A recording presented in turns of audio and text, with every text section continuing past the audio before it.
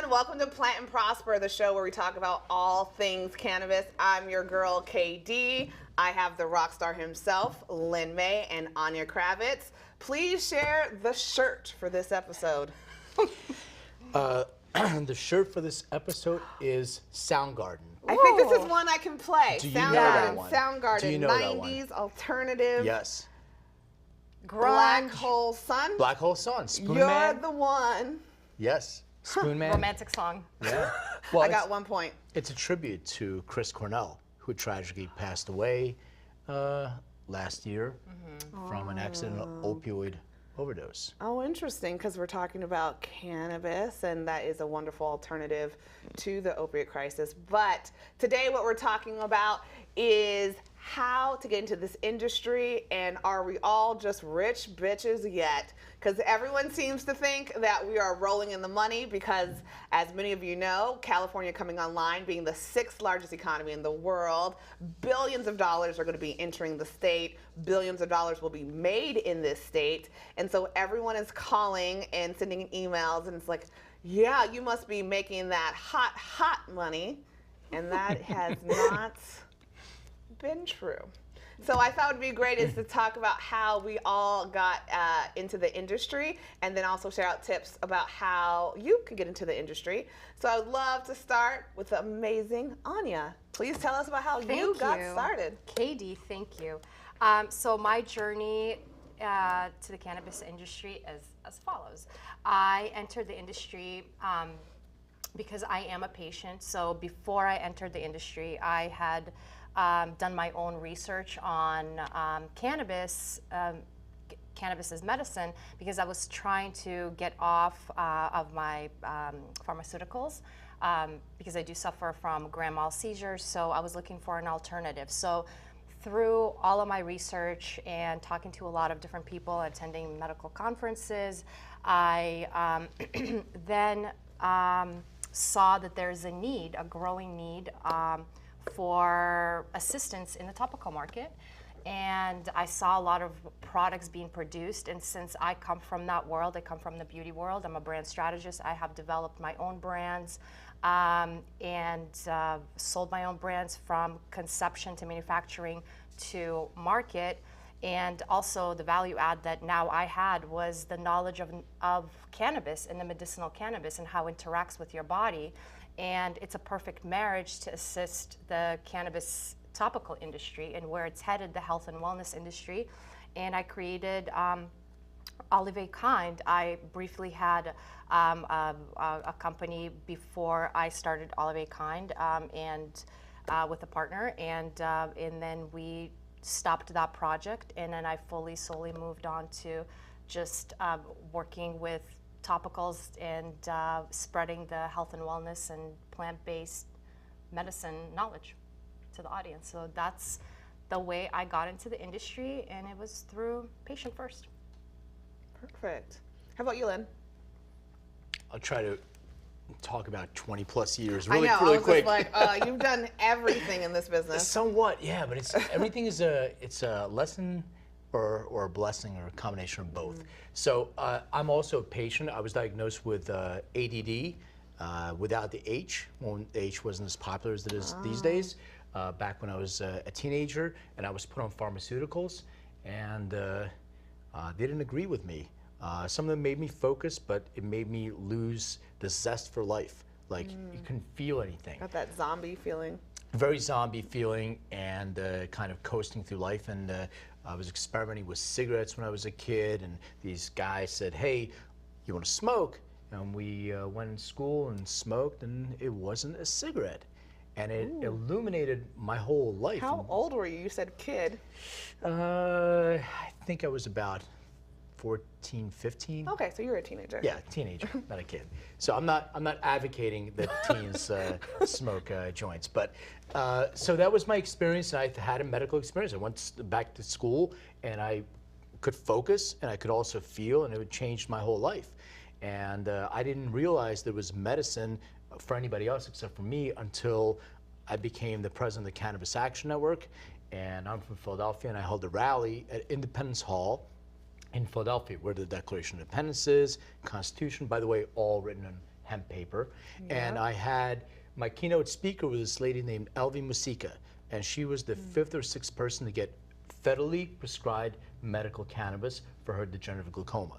Did you guys know there was a federal program? I did not know about it. So there was a federal program for about 16 individuals that cannabis was cultivated in Mississippi under University of Mississippi and rolled into joints and provided under a federal program to patients that needed cannabis. Even though it's a Schedule I narcotic that has no medicinal purpose, our federal government cultivates it, prescribes it, and also holds patents on it. So I find that really interesting.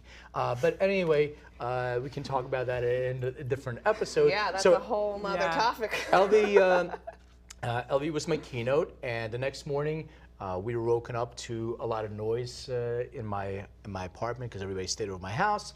And Elvie happened to walk into a sculpture that my girlfriend at the time made and broke it into little pieces. And because she couldn't see, she was legally blind, and because she had degenerative glaucoma. And I watched her medicate with cannabis, and she was able to see again. So I realized that this is something of a medicine for not just me, for many people. And I started my journey into medical cannabis. I was a commercial real estate broker for a while. When I moved to California, opened up 5 dispensaries under the same brand, and it was the whole rich bitch kind of thing until dispensaries. Yes, until I get a call that the Department of Justice is here, and we were shut down, cease and desist. So I went into more patient care, and looking at different strains for different conditions, I realized that there's no consistency. And I came across a video by a guy named Kevin McKernan, who genetically sequenced cannabis for her first time, and ended up working with his company and learning the plant genetics, and then learning our own genetics, and opening up a company that is the kind of 23andMe of cannabis, where we line our phytocannabinoids and our endocannabinoids. So that's kind of what I do now. 20 years. That's, all in a couple minutes. That's impressive. I mean, I really just respect that, because sometimes one of the tensions that I have in the industry is that I'm relatively new, right? So I've been in the industry for a year, and I want to pay homage to the people who really were risking their lives and going to prison and being held up and being robbed and having gone through a lot of traumatic experiences because they really believe in the power of this plant. And I kind of feel like there's a new wave of suits. And I wouldn't call myself a suit, but technically I think that's what it is that I had a professional career. I worked at Procter & Gamble. I've worked at very large Fortune 500 companies doing brand management, and also done a lot of tech startups. And for me, about a year ago, I just decided I just didn't want to do work I wasn't passionate about. And I like high growth new industries. And so about 10 years ago, when I saw the mobile app trend, I taught myself how to code horribly. It was a disaster, but I was proficient enough to hire engineers and be one of the early movers in the mobile app movement, and was able to establish a name for myself in a way that you can't do in a traditional industry. So similarly, a year ago, I was like, well, what do I want to do next?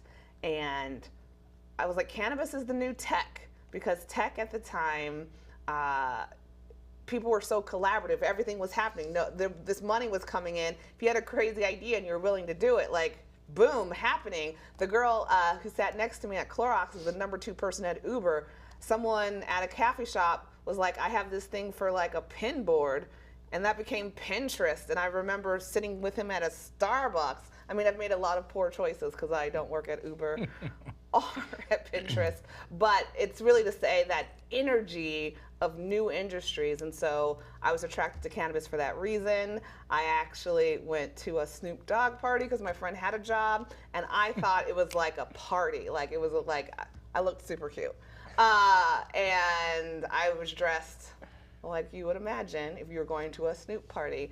And it turned out to be sort of like an investment talk. And they had people from a number of lobbying groups talking about the opportunity and the need for professionals, whether it's an accountant, marketing, insurance, all the things that we don't think about that you need to run a business, there's opportunities for. And then he said, there's money, which is really why I started paying attention. And that's, I mean, my story is kind of mundane. I applied online.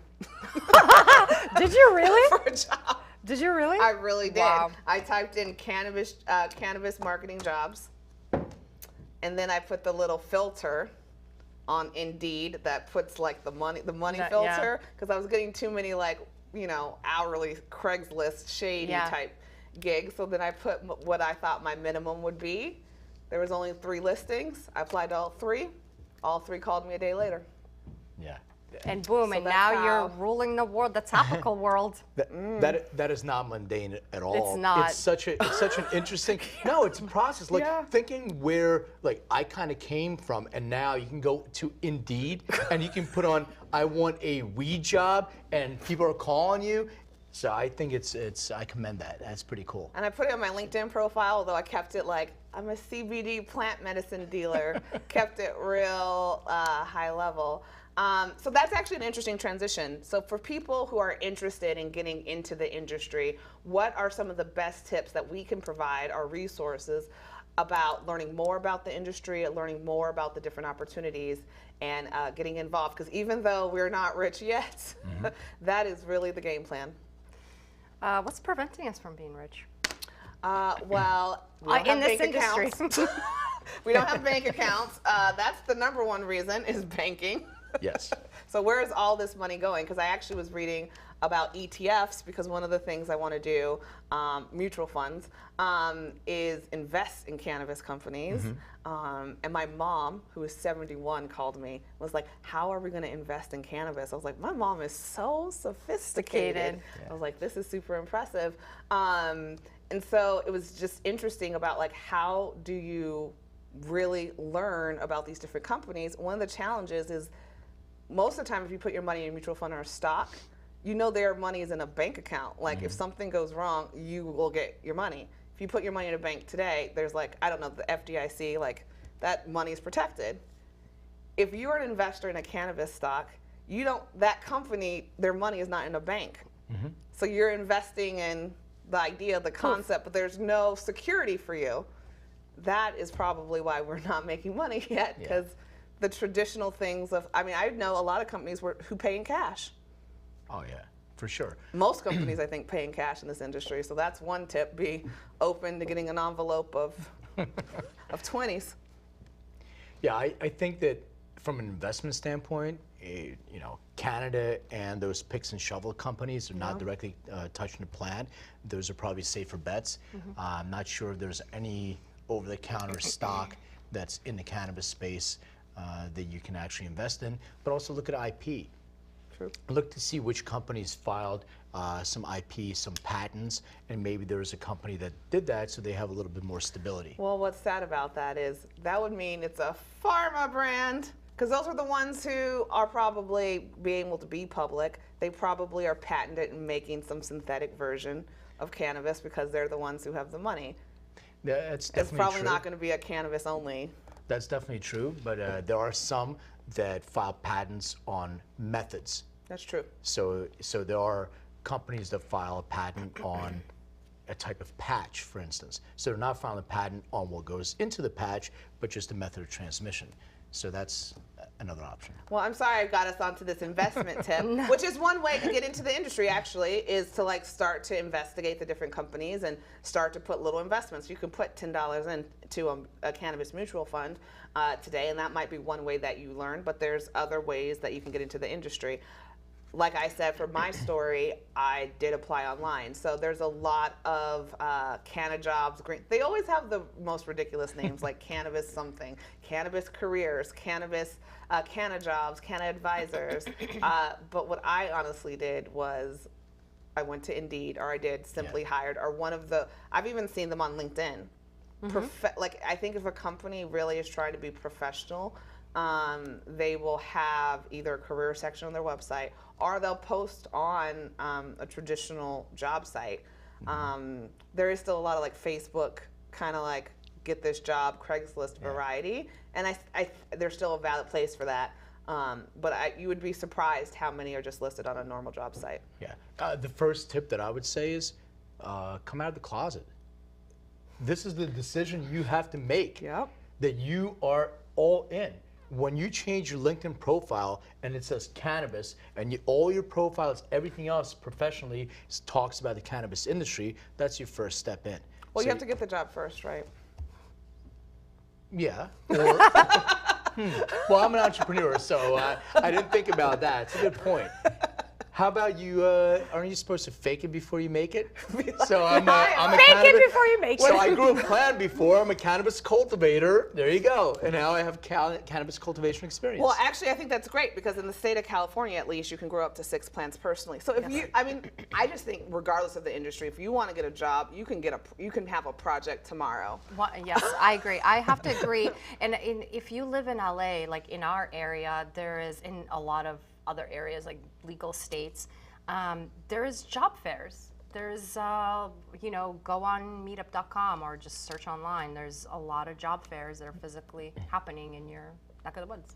Or just even networking events. Yeah. I would go to all the meetups. I know Women Grow was a resource that I used when I first was looking at the industry.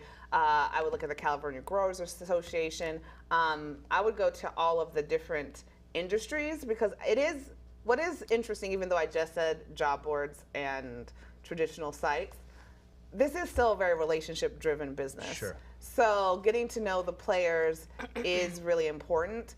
And I've seen things where people can make a phone call and you're in a shop or you're in a meeting and et cetera. So, and this could happen just by a text hookup. So it is still, I think, a networking sort of business because I think when you see a brand that has a job listing, they're probably pretty desperate to get to that point, right? I think that there's that economy of jobs where like a lot of brands don't even know they need help or what they specifically need. So if they just met you offered up what your services were, you could have a job tomorrow. So I don't want it to seem like it has to be this so formal, because I actually think a lot of jobs gotten in this industry are informal.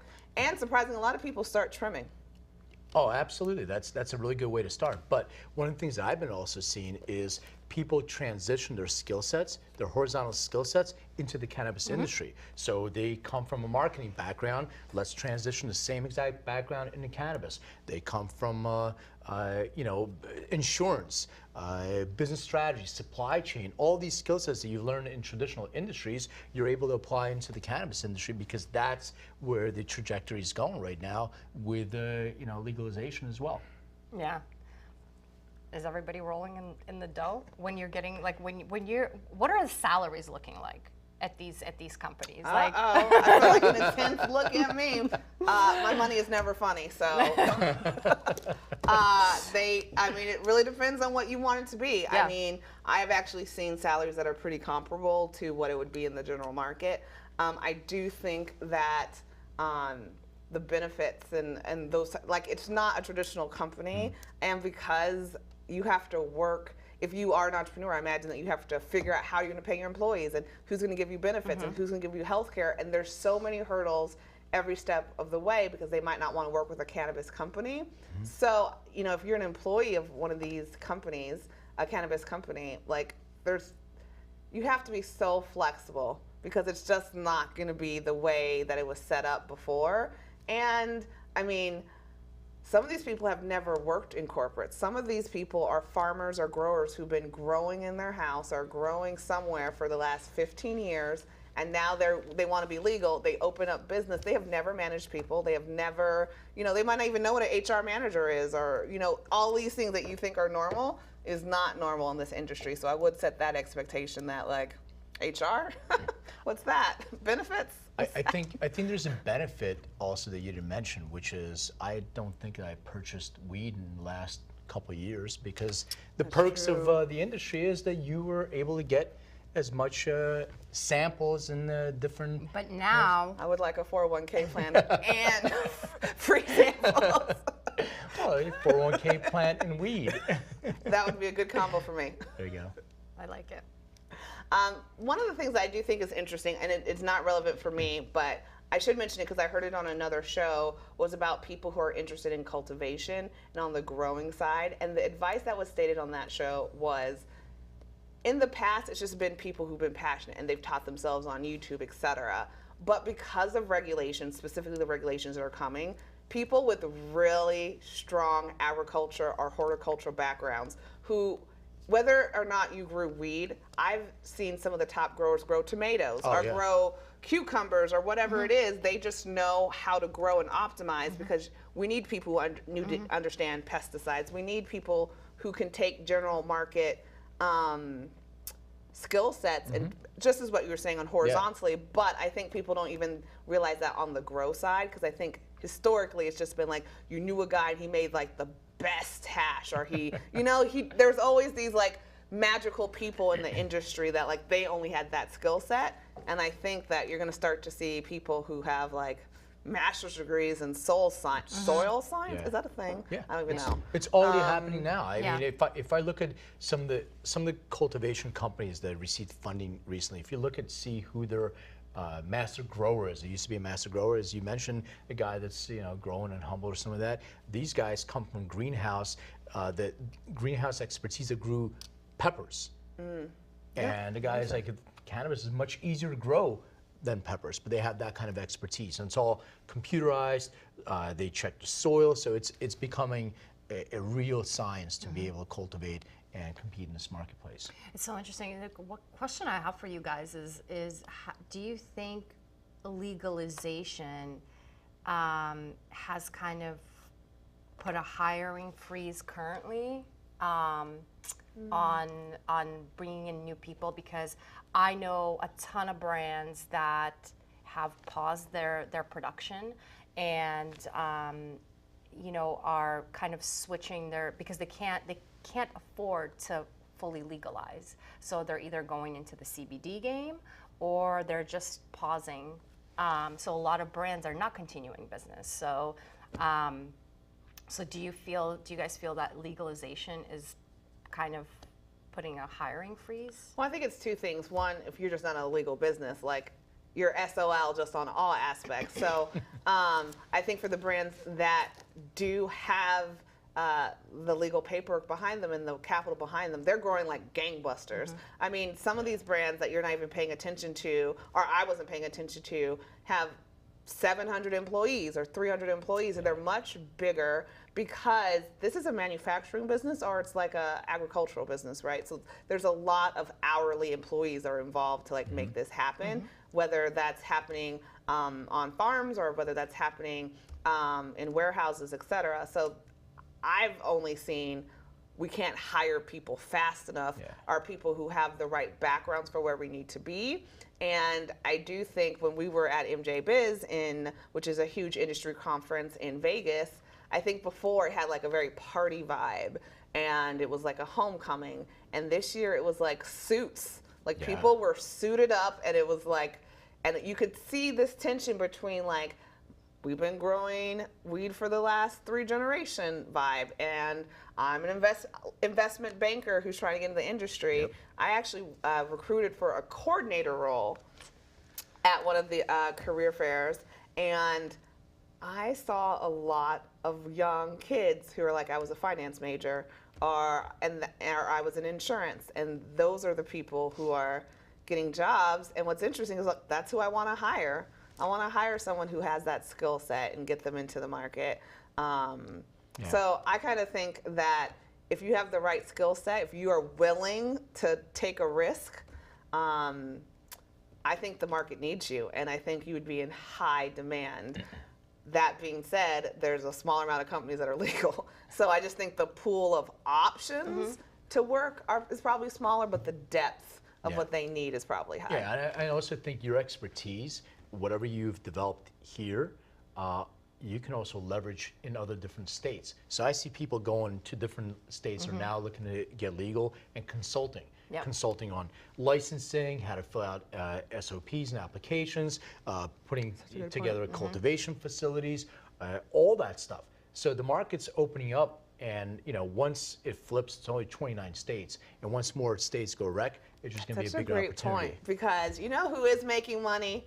All those people who probably worked for a hot 3 months in Colorado. Then they come to California as consultants because they understand the regulations. Yeah. That's how we'll make money. too bad California's the largest market. But like if we nail California, hey, I might be at Utah. Like I am an expert on legalization. I can help you with, that's, the people from Colorado are making the money. You know who else is making money?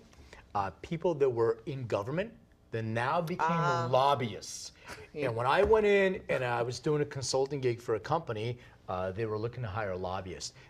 The amount of money they wanted just to engage with them was like a couple $100,000 plus X amount of money that you have to pay them on a monthly retainer. So these people who are making much considerably less as a government employee have now gone to the private sector market. I'm so jealous. And are making that money. Interesting. So, lobby. Well, and to continue on that point, law enforcement.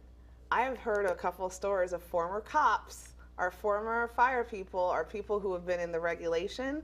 They are leaving their jobs and now they're consulting to the industry because they know how to duck and weave all these sort of situations. So I think the consulting game is where it's at. And the last thing I'll say about this whole industry and about making money, what I've noticed is people are multi-hyphenate. They're doing multiple things. So very rarely is someone, they have like their 8 business cards. Like, I'm also selling ad space, and I'm also a grower, and I'm also a consultant, and I also throw parties, and I'm actually working on a topical, and I'm also, And I broker CBD. Yeah. I think we're all brokering CBD. Multi-hyphenate. I'm just stuck on that right now.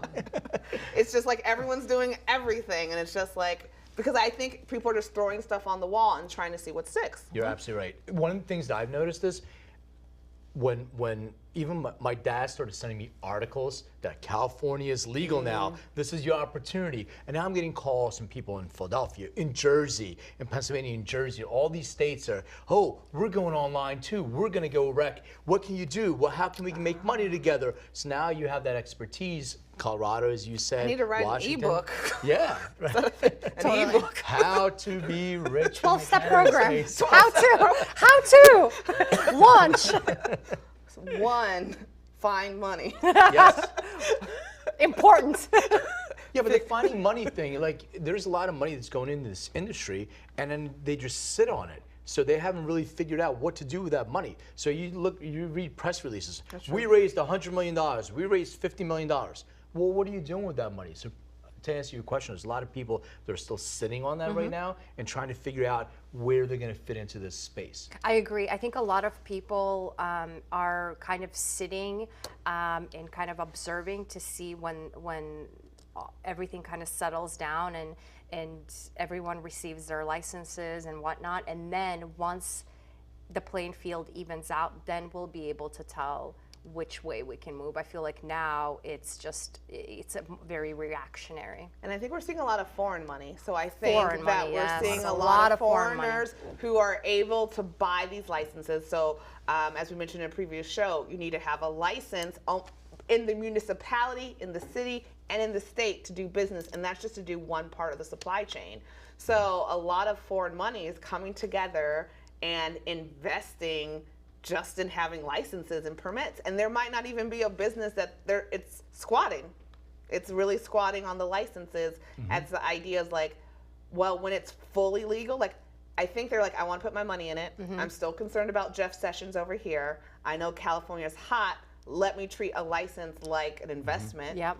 Sit on it, and then when I need to cash in year 2 or year 3, I can, because I have the legal framework and the relationships, but there is no business, which is really good for the big guy, not so great for the little guy. Yeah, and that's kind of, you touched on the administration, and I think that fear tactic is holding things up a little bit more. When things start to clear up a little bit in terms of the legalities and what you can and cannot do on a federal level, where they're going to start pursuing things, I think that things will free up a lot more. Totally. Well, I mean, we've given a lot of tips about how to break into the industry, and we've also displayed the myth that we are not all rolling in the money yet. So we are going to transition to our listener letters. Yes. Do we have a do. letter for Let me go in my trusty the week? phone. My trusty phone. Listen, the phone was blowing up. We got a lot of messages. Okay, I'm super excited. Yeah. It's probably like I really did think that you Pick were a good making one. all the money. Let me just pick a really good one, you guys. Oh, this is a really good one, and this is actually, I think about this question. It's not my question, obviously it's someone else's, but I can very much relate to it. So if I'm a medical patient, can I drive after medicating like I can with a prescription? Just use care when operating heavy machinery. I'll let Len take this. Yeah, so no, you cannot. You have the same DUI laws as you do with consuming any substance. You also cannot have an open container as you're driving, so you're allowed 28.5 grams. You have to keep that sealed, and you have to keep that in the trunk of your car. So you can get pulled over for driving under the influence the same way you would get pulled over for driving under the influence of alcohol. Question is, how much is driving under the influence? There is no test right now that can determine whether you're driving under the influence or I not. want to correct this. This is from medical, if you're a medical patient. So, same? Same. I mean, Yeah. because it's the law. Yeah, I think what you're but- trying to say is like, can I do it conceptually? Like, can I drive the car and be okay?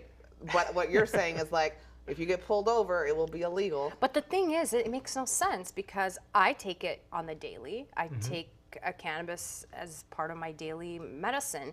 I drive all the time. So Much better than you would if you were. 100%. And it's unfortunate if you got pulled over, you might be at risk. But if you were consuming, But do I have to? I mean, I have my medical rec and Right, everything. right, But I if have you my were medical consuming rec. a prescription medicine, and that said, warning, do not operate heavy machinery or vehicles, or anything, and you were pulled over, and you seemed like you were a little bit erratic, you would have the same driving under the influence? I can't. So now I can't even drive myself anywhere if I'm taking it every day for medicine. Well, are you asking from a legal standpoint? From a or are you legal asking- standpoint, like this from is a a legal real standpoint, it's this is a driving real, under the yeah. influence. This is a real question because most people that consume it as medicine drive it under the influence, drive their cars under the influence, obviously. So this is where I'm trying to go to. So if you are consuming your regular dose of medicine that you need to prevent you from having a seizure Right. or anything else, you're consuming that medicine. How it affects your driving, it may not affect your driving at all. It doesn't, but what if, let's say, I get stopped for a light, whatever, and the cop decides, because he can decide right away to test me, because I think a lot of cops are going to be starting to make examples of regular citizens as we're going into this legal transition. So there's going to be instances like that. So will that paperwork be sufficient enough? So there's no test to show that you are under the influence of cannabis per se. Right. And if you have your rec, you keep your medicine in the trunk closed, I don't think you'll have an issue unless you're driving erratically to give them a reason why to ticket you. I think what'll get murky is when these tests start to get developed, because I did listen to NPR and they are in process. Yes. But one of the challenges is that like THC and CBD can stay in your body much longer than alcohol. So how do you adjust for the fact that I've been on this dose of a high milligram count of cannabinoids? I might not have even taken any today, but it's just the residue has been built up. Well, not residue, but it's been built up in my muscles and in my fibers, and that's still like come through the test. So I think that hasn't been figured out yet. Interesting. Yeah. Fun times I in know. state of California. Yay. Yeah. Well, thank you guys for joining us again. Today we talked about how to enter the cannabis industry and are we rolling in the dough, which we unanimously decided that we are not. But we are Yet. very excited. Yes. We are very excited about the future. You can follow us at Plant and Prosper on Facebook, Instagram, and Twitter. You can also send us an email at plantandprosper@gmail.com to ask a wonderful question that Anya may pick for us on an upcoming episode. And we love hearing from you guys. So if you're enjoying any of these episodes or you want us to talk about a specific topic, please reach out. Thank you guys so much.